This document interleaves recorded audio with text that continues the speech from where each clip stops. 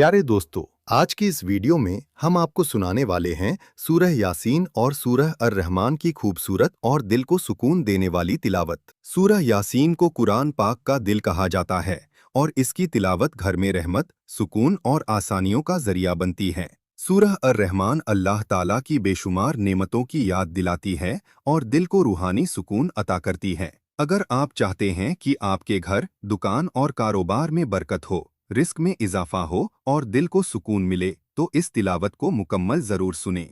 अल्लाह ताला हमें कुरान पाक से जुड़े रहने, उसे समझने और उस पर अमल करने की तौफीक अता फरमाए। आमीन। बिस्मिल्लाहिर्रहमानिर्रहीम। यासीन वल क़ुरआनिल हकीम। इन्नक लमिनल मुरसलीन अला सिरातिम मुस्तक़ीम। तंज़ीलल अज़ीज़िर रहीम। लितुन्दिर क़ौमन मा उन्दिर आबाउहुम फहुम गाफ़िलून। लक़द हक़्क़ल क़ौलु अला अक्सरिहिम फहुम ला युमिनून। इन्ना जअलना फी अअनाक़िहिम अग़लालन फहिय इलल अज़क़ान फहुम मुक़महून। वजअलना मिन बैनि अयदीहिम सद्दन वमिन खल्फिहिम सद्दन फ़अग़शयनाहुम फ़हुम ला युबसिरून। वसवाउन अलैहिम अअन्ज़रतहुम अम लम तुन्ज़िरहुम ला युमिनून। इन्नमा तुन्ज़िरु मन इत्तबअ अज़्ज़िक्र वख़शिय अर्रहमान बिलग़ैब। फबश्शिरहु बिमग़फ़िरत वअज्र करीम। इन्ना नहनु नुह्यिल मौता वनक्तुब मा क़द्दमू वआथारहुम वकुल्ल शैइन अहसयनाहु फी इमामिम मुबीन। वाضرب لهم مثلا أصحاب القرية إذ جاءها المرسلون إذ أرسلنا إليهم اثنين فكذبوهما فعززنا بثالث فقالوا إنا إليكم مرسلون. قالوا ما أنتم إلا بشر مثلنا وما أنزل الرحمن من شيء إن أنتم إلا تكذبون. قالوا ربنا يعلم إنا إليكم لمرسلون وما علينا إلا البلاغ المبين. قالوا إنا تطيرنا بكم لئن لم تنتهوا لنرجمنكم وليمسنكم منا عذاب أليم. قالوا طائركم معكم أئن ذكرتم بل أنتم قوم مسرفون وجاء من أقصى المدينة رجل يسعى قال يا قوم اتبعوا المرسلين اتبعوا من لا يسألكم أجرا وهم مهتدون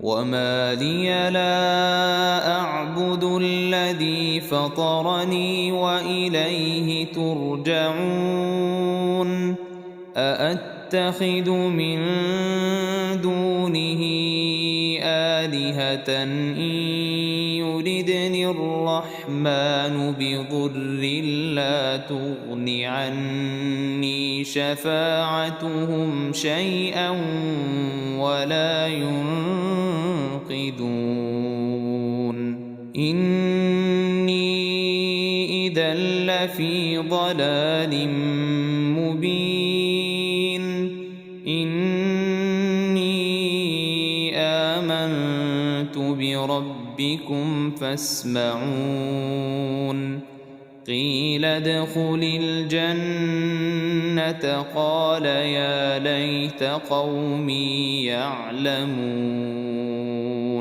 بما غفر لي ربي وجعلني من المكرمين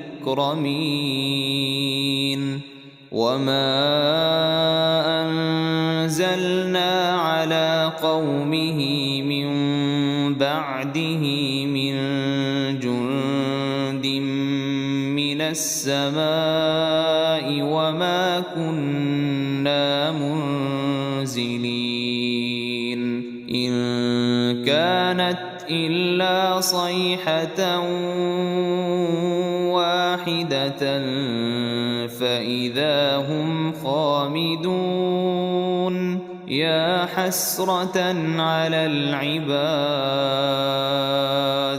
ما يأتيهم من رسول إلا كانوا به يستهزئون ألم يروا كم أهلكنا قبلهم من القرون أنهم إليهم لا يرجعون وإن كل لما جميع لدينا محضرون وآية لهم الأرض الميتة أحييناها وأخرجنا منها حبا فمنه يأكلون وجعلنا فيها جنات من نخيل وأعناب وفجرنا فيها من العيون ليأكلوا من ثمره وما عملته أيديهم أفلا يشكرون سبحان الذي خلق الأزواج كلها مما تنبت الأرض ومن أنفسهم ومما لا يعلمون وآية لهم الليل نسلخ منه النهار فإذا هم مظلمون والشمس تجري لمستقر لها ذلك تقدير العزيز العليم والقمر قدرناه منازل حتى عاد كالعرجون القديم لا الشمس ينبغي لها أن تدرك القمر ولا الليل سابق النهار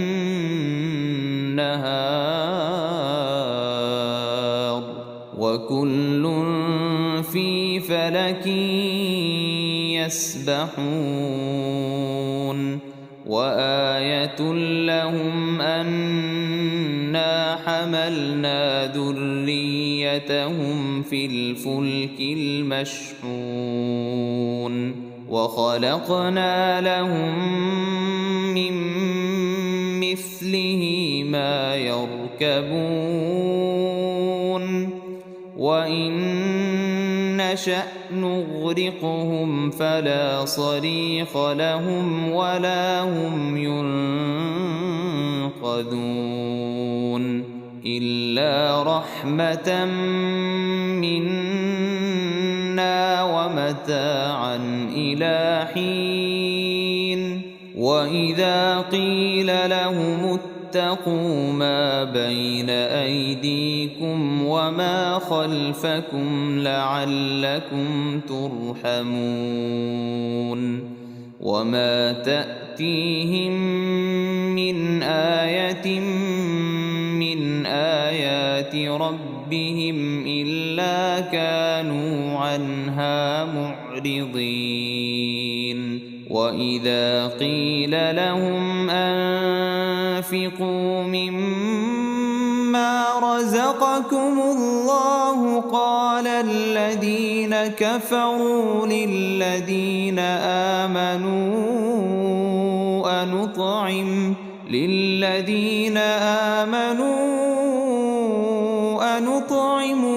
لو يشاء الله أطعمه إن أنتم إلا في ضلال مبين ويقولون متى هذا الوعد إن كنتم صادقين ما ينظرون إلا صيحة واحدة تأخذهم وهم يخصمون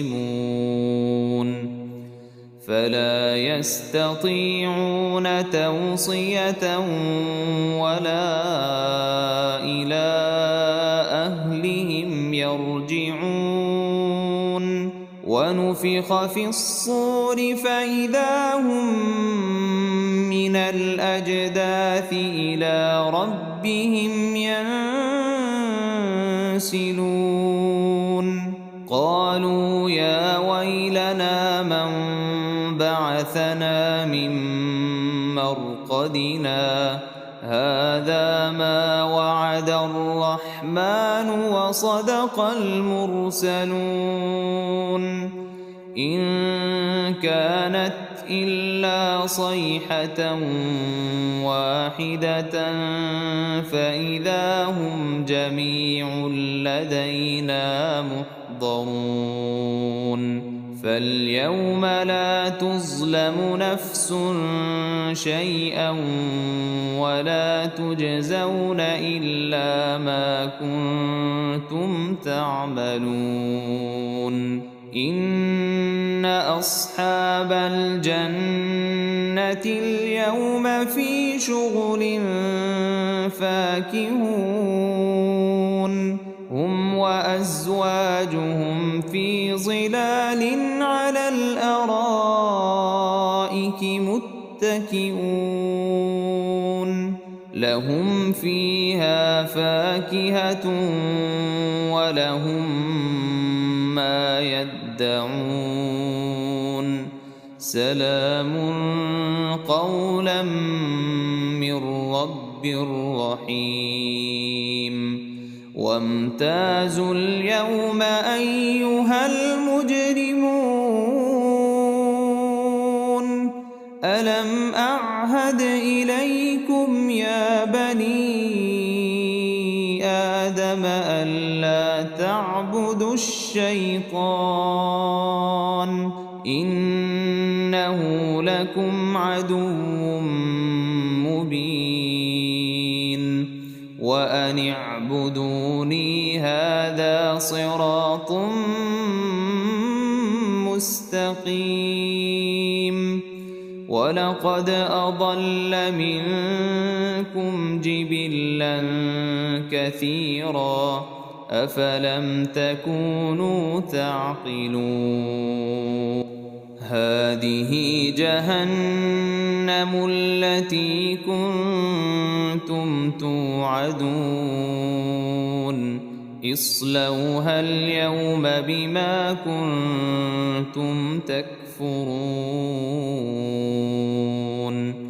اليوم نختم على أفواههم وتكلمنا أيديهم وتشهد أرجلهم بما كانوا يكسبون ولو نشاء لطمسنا على أعينهم فاستبقوا الصراط فأنى يبصرون ولو نشاء لمسخناهم على مكانتهم فما استطاعوا مضيا ولا يرجعون ومن نعمره ننكسه في الخلق أفلا يعقلون وما علمناه الشعر وما ينبغي له إن هو إلا ذكر وقرآن مبين لينذر من كان حيا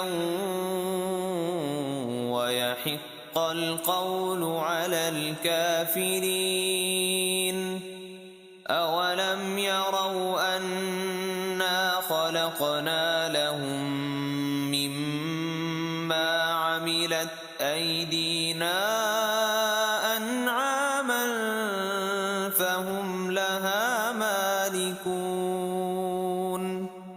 وذللناها لهم فمنها ركوبهم ومنها يأكلون ولهم فيها منافع ومشارب أفلا يشكرون واتخذوا من دون الله آلهة لعلهم ينصرون لا يستطيعون نصرهم وهم لهم جند محضرون فلا يحزنك قولهم إنا نعلم ما يسرون وما يعلنون أولم ير الإنسان أنا خلقناه من نطفة فإذا هو خصيم مبين وضرب لنا مثلا ونسي خلقه قال من يحيي العظام وهي رميم قل يحييها الذي أنشأها أول مرة وهو بكل خلق عليم الذي جعل لكم من الشجر الأخضر نارا فإذا أنتم منه توقدون أوليس الذي خلق السماوات والأرض بقادر على أن يخلق مثلهم بلى وهو الخلاق العليم إنما أمره شيئا أن يقول له كن فيكون. فسبحان الذي بيده ملكوت كل شيء وإليه ترجعون. بسم الله الرحمن الرحيم. الرحمن علم القرآن خلق الإنسان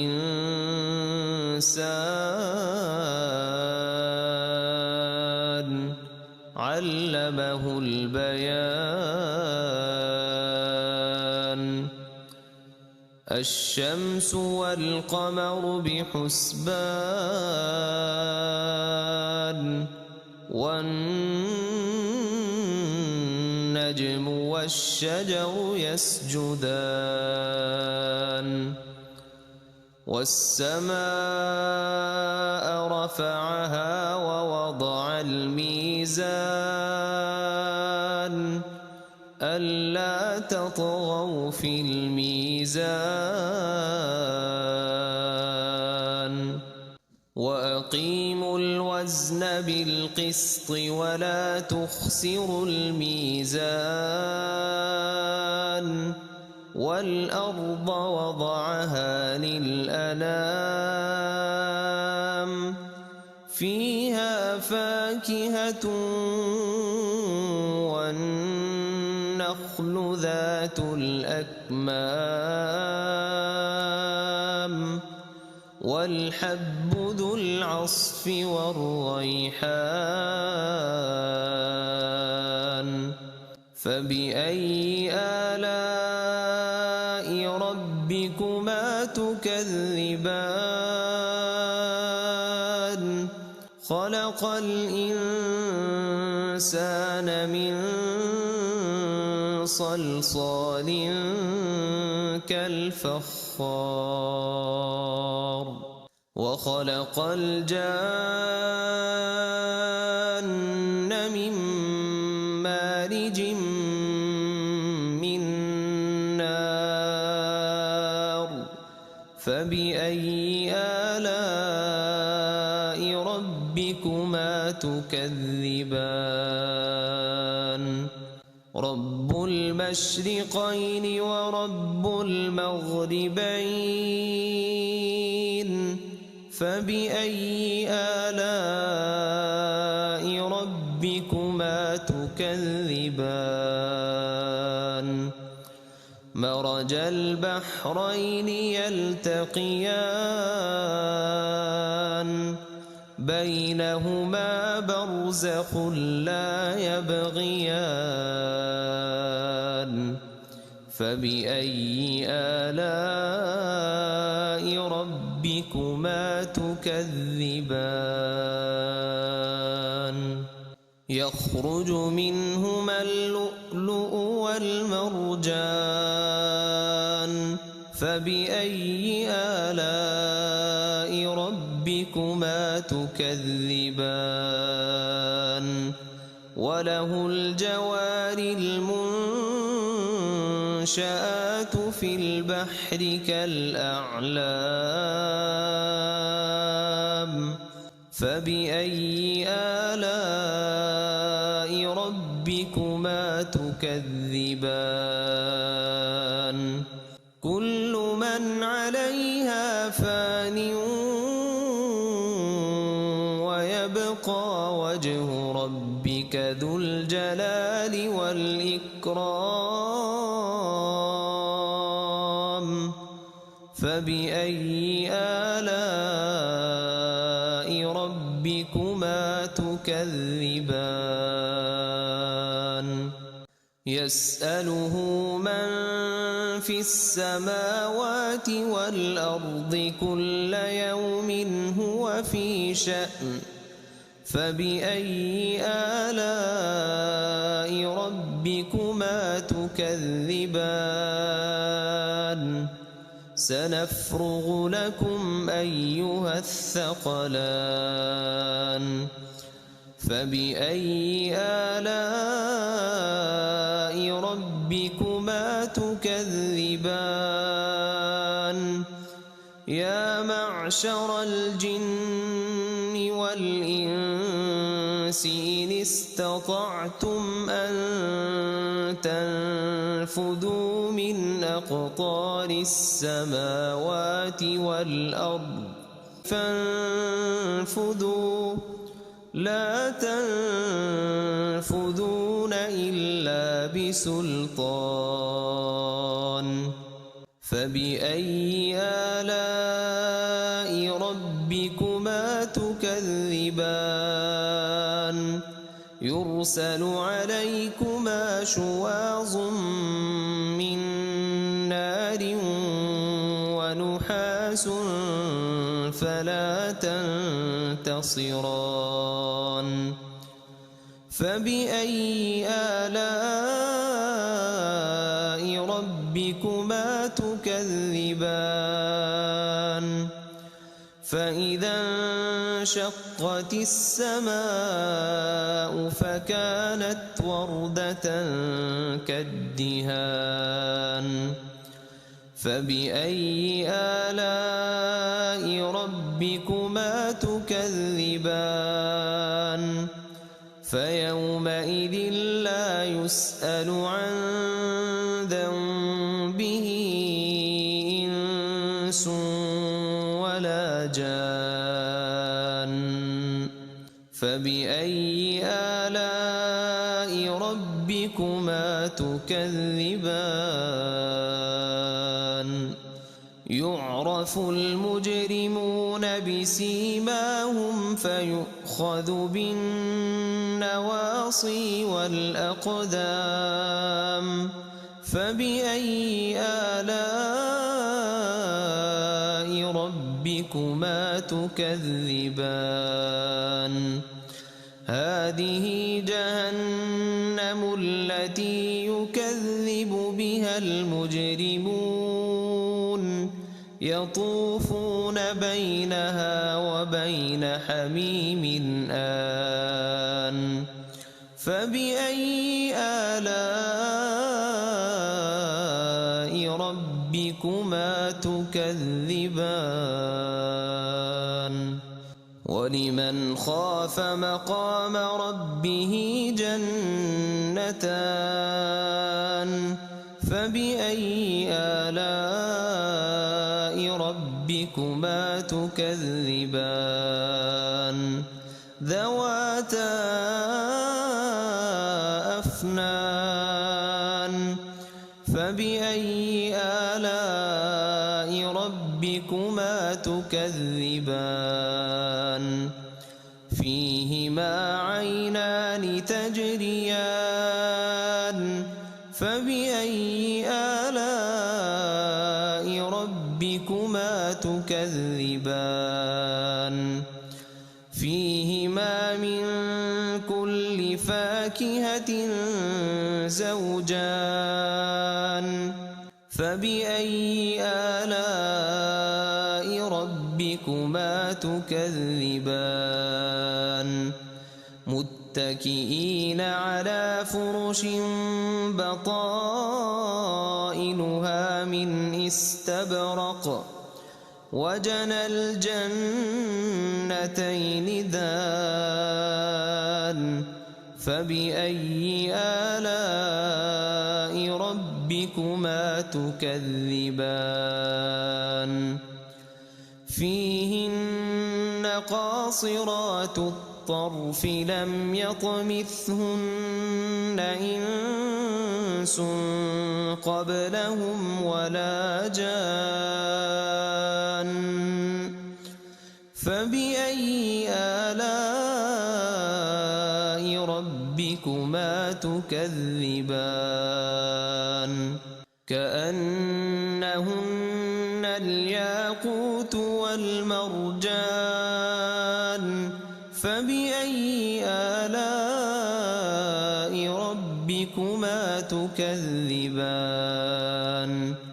هل جزاء الإحسان إلا الإحسان فبأي آلاء ربكما تكذبان ومن دونهما جنتان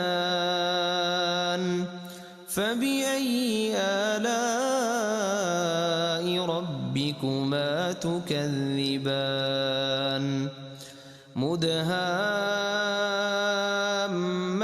مدهامتان فبأي آلاء ربكما تكذبان فيهما عينان نضاختان فبأي آلاء ربكما تكذبان فيهما فاكهة ونخل ورمان فبأي آلاء ربكما تكذبان فيهن خيرات حسان فبأي آلاء ربكما تكذبان حور مقصورات في الخيام فبأي آلاء ربكما تكذبان لم يطمثهن إنس قبلهم ولا جان فبأي آلاء ربكما تكذبان متكئين على رفرف خضر وعبقري حسان فبأي آلاء ربكما تكذبان تبارك اسم ربك ذي الجلال والإكرام